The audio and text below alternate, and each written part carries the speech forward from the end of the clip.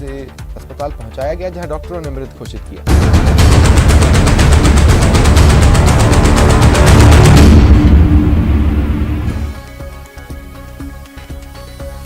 RTH पर बवाल जारी। डॉक्टर वीरेंद्र सिंह ने सीएम से की मुलाकात। सीएमआर पहुंचा था निजी डॉक्टरों का प्रतिनिधिमंडल। कल पीसीसी चीफ डोटासरा से मिल सकते हैं डॉक्टर्स। कोटा में रामनवमी के जुलूस के दौरान बड़ा हादसा। करंट लगने से 3 लोगों की मौत, 6 से ज्यादा झुलसे, घायलों को पहुंचाया अस्पताल।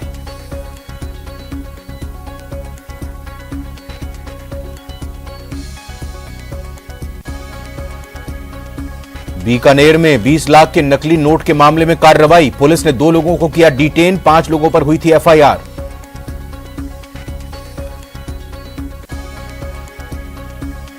प्रदेश में फिर बदला मौसम का मिजाज। बूंदी, जैसलमेर समेत कई जिलों में बारिश के साथ गिरे ओले। बारिश से किसानों को भारी नुकसान। मैं सत्ता के दुरुपयोग का भुक्तभोगी। राइजिंग इंडिया में अमित शाह का बड़ा बयान। मेरे खिलाफ मुंबई में चला केस। सीबीआई ने दंगे के फर्जी केस में नरेंद्र मोदी का नाम लेने का दबाव बनाया।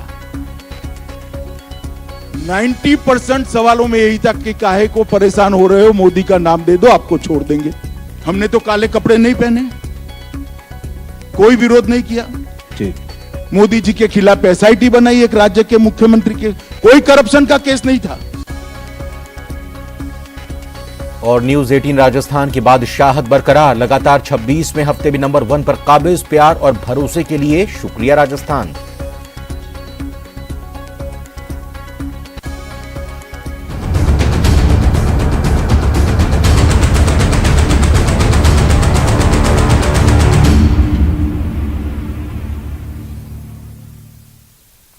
प्रदेश हमारा का वक्त है। नमस्कार, मैं रविंद्र सिंह आपके साथ। जयपुर से बड़ी खबर से शुरुआत करेंगे जिसमें आरटीएच पर बवाल लगातार चल रहा है।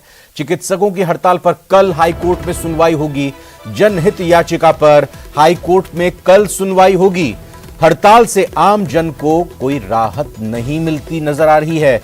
चिकित्सा सेवाएं चिकित्सकों की हड़ताल की वजह से काफी प्रभावित हुई हैं और इस दौरान हाईकोर्ट में एक जनहित याचिकाएं लगी हुई हैं। चिकित्सकों की हड़ताल पर यह पीआईएल दाखिल हुई हैं जिनमें कल हाईकोर्ट में सुनवाई होगी। राइट टू हेल्थ एक्ट के विरोध में चिकित्सक लगातार हैं, खासतौर पर निजी चिकित्सक। हड़ताल पर अधिवक्ता डॉक्टर पीसी जैन, अधिवक्ता बलराम जाखड़ ने ये याचिकाएं लगाई हैं। हड़ताल से आम जन को चिकित्सा सेवाएं सही तरीके से नहीं मिल पा रही हैं। इन याचिकाओं में कहा गया है, याचिका में दोषी चिकित्सा कर्मियों, अस्पताल के खिलाफ कार्रवाई की अपील की गई है। निजी डॉक्टरों और अस्पताल के लाइसेंस, रजिस्ट्रेशन, एनओसी रद्द करने की इस पीआईएल में गुहार लगाई गई है।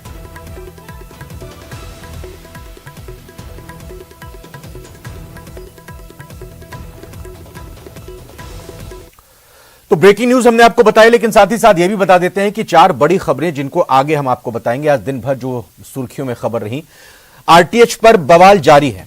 आरटीएच पर डॉक्टर वीरेंद्र सिंह ने सीएम से मुलाकात की है। पहली खबर यह होगी, आगे आपको बताएंगे कि अभी इसकी कमान गोविंद सिंह डोटासरा संभालेंगे कि आरटीएच का मसला कैसे सुलझाया जाए, निजी डॉक्टर से बात की जाए। वहीं प्रसादी लाल मीणा ने कहा कि बिल कभी वापस नहीं होगा। तो वहीं कोटा में रामनवमी के जुलूस के दौरान एक बड़ा हादसा हुआ, एक खबर भी बताएंगे आपको। करंट लगने से कैसे 3 लोगों की मौत हुई जबकि 6 से ज्यादा झुलस गए। वहीं प्रदेश में एक बार फिर से मौसम ने करवट बदली है, कहीं बारिश हुई, कहीं ओले गिरे हैं। तो सभी खबरों को आपको विस्तार से बताएंगे प्रदेश हमारा में आज। आइए एक एक करके शुरुआत करते हैं। तो आरटीएच पर बवाल जारी है। सीएम की तरफ से डॉक्टरों के प्रतिनिधिमंडल से मुलाकात नहीं हुई। डॉक्टर वीरेंद्र सिंह ने सिर्फ सीएम से मुलाकात की। मुख्यमंत्री ने पीसीसी चीफ गोविंद डोटासरा से बात करने को कहा है। निजी डॉक्टरों को कल पीसीसी चीफ से इन डॉक्टरों की मुलाकात हो सकती है, बात हो सकती है।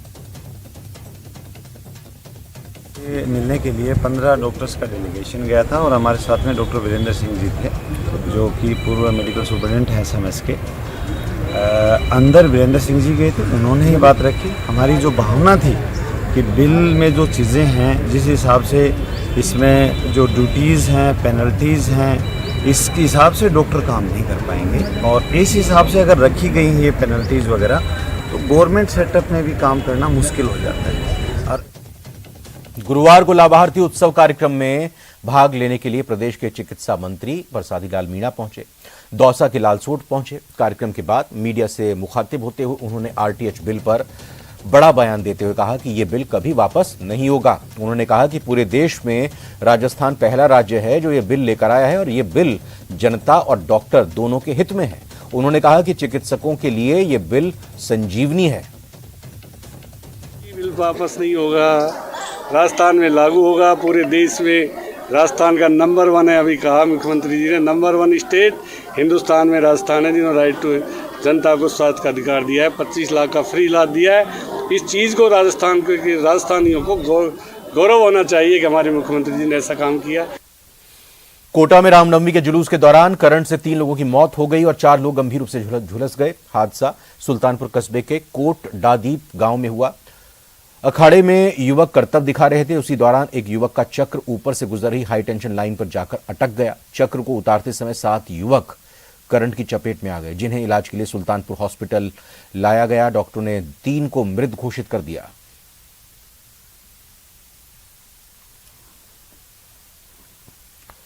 बीकानेर से खबर, जहां 20 लाख के नकली नोट में कार्रवाई हुई है। पुलिस ने 2 लोगों को डिटेन किया। इस मामले में लूणकरणसर से 2 लोगों को बीकानेर लेकर आई है पुलिस। एक शख्स को घड़साना से लाने की जानकारी भी मिली है। फिलहाल दोनों आरोपियों से पूछताछ कर रही है पुलिस। एक आरोपी साहिल को पहले ही गिरफ्तार किया जा चुका है। यह 20 लाख के नकली नोट का मामला है, जिसके मिलने के बाद 5 लोगों पर पुलिस की तरफ से एफआईआर दर्ज हुई थी।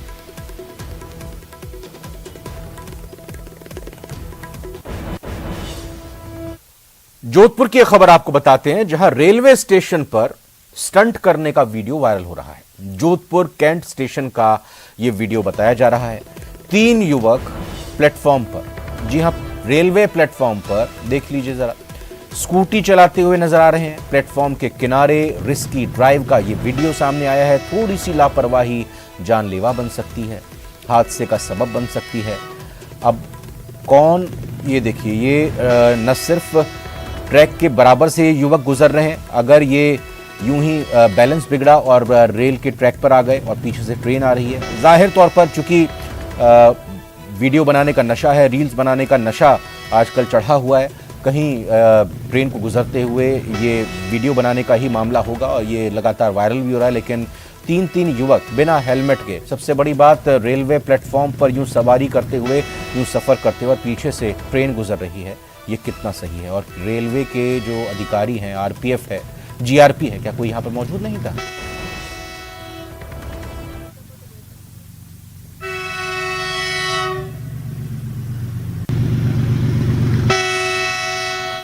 एक बड़ी खबर भीलवाड़ा से बताते हैं, जहां पर व्यापारी के साथ लूट का प्रयास किया गया। बदमाशों ने सरिये से व्यापारी पर हमला कर दिया। मोटरसाइकिल छोड़कर बदमाश फरार हो गए हैं। सुभाष नगर थाना क्षेत्र का यह मामला है। आरसी व्यास सेक्टर नंबर 4 में लूटने की उनको कोशिश की गई। दुकान से अपने घर पहुंचे ही थे, तभी मुकुंद अग्रवाल के घर में घुसने से पहले ही लूट की कोशिश अंजाम देने की गई। लोहे के सरिये से मुकुंद अग्रवाल पर बाकायदा हमला किया गया। व्यवसायी गंभीर रूप से घायल हो गए हैं। घायल को एमजी अस्पताल में इलाज के लिए भर्ती किया गया। वहीं लुटेरे अपनी मोटरसाइकिल छोड़कर मौके से फरार हो गए। मौके पर सुभाष नगर थाना प्रभारी नंदलाल रिड़वा जाब्ते के साथ पहुंचे। सीसीटीवी फुटेज को खंगाला जा रहा है।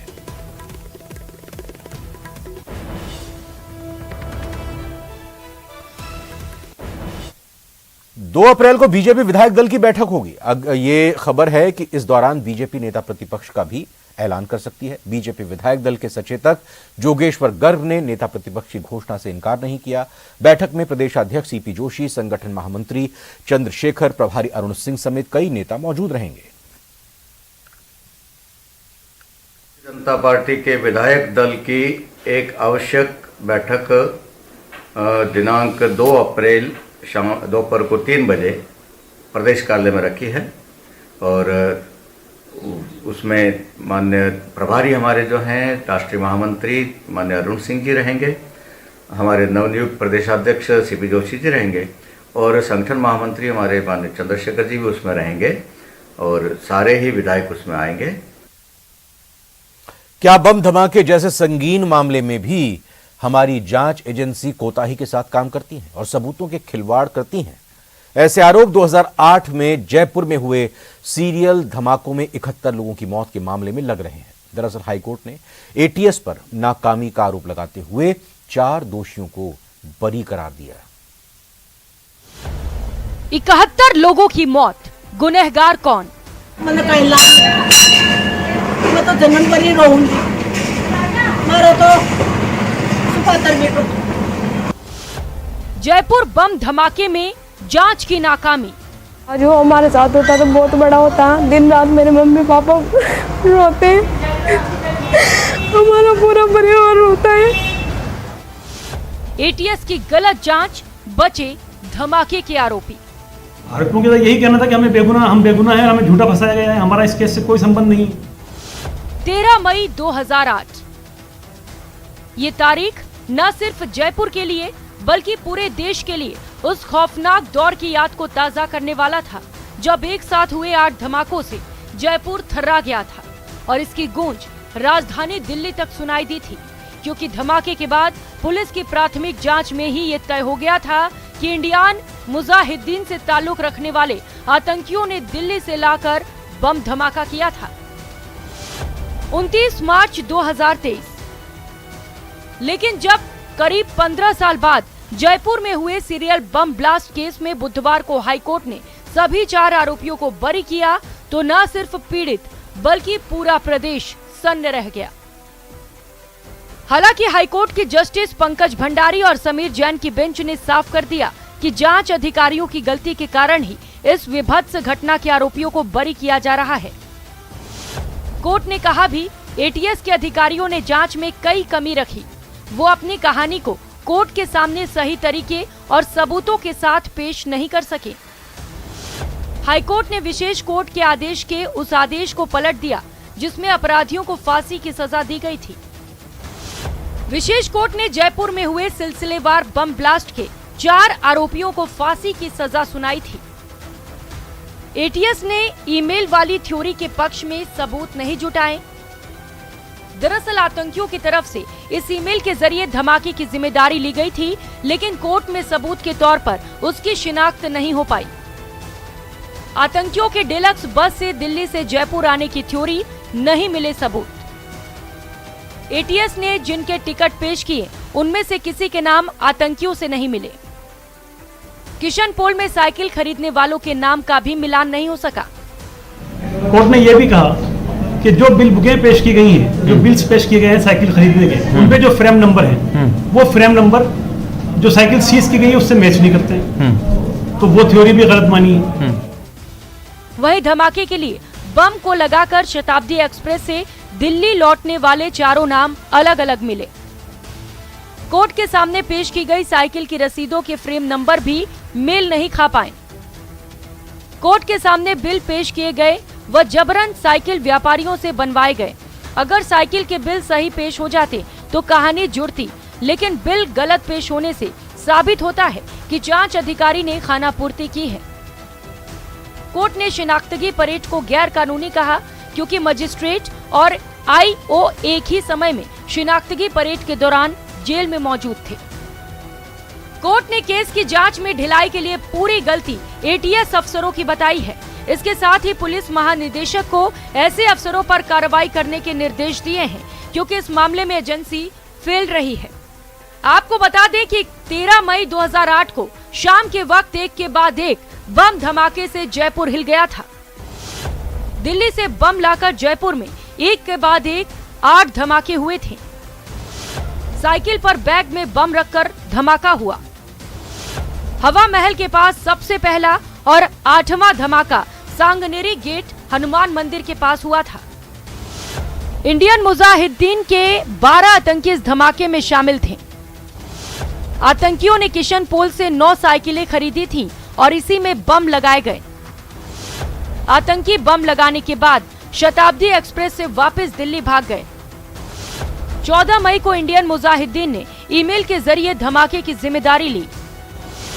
जांच में ईमेल यूपी के साहिबाबाद के एक साइबर कैफे से किया गया था। पुलिस ने इस मामले में कुल 13 लोगों को आरोपी बनाया था। 3 आरोपी अब तक फरार हैं, जबकि 3 हैदराबाद और दिल्ली की जेल में बंद हैं। बाकी बचे 2 गुनहगार दिल्ली में बाटला हाउस मुठभेड़ में मारे जा चुके हैं। 4 आरोपी जयपुर जेल में बंद थे, जिन्हें निचली अदालत ने फांसी की सजा सुनाई थी। 2019 में जिला कोर्ट ने मोहम्मद सैफुर रहमान, सरवर आजमी और मोहम्मद सलमान को हत्या, राजद्रोह और विस्फोटक अधिनियम के तहत फांसी की सजा सुनाई थी। इसके बाद सभी आरोपियों ने हाईकोर्ट में अपील की थी। जयपुर सीरियल बम ब्लास्ट के बाद एटीएस और एसओजी का गठन किया गया, जिससे कि पूरी टीम स्वतंत्र होकर इसी केस का जांच कर सके। लेकिन 15 साल के बाद भी 71 मौत के लिए किसी की जिम्मेदारी तय न होना व्यवस्था पर सवाल खड़े करता है। विष्णु शर्मा, न्यूज़ 18, राजस्थान। और फिलहाल एक छोटे से ब्रेक का वक्त हुआ है।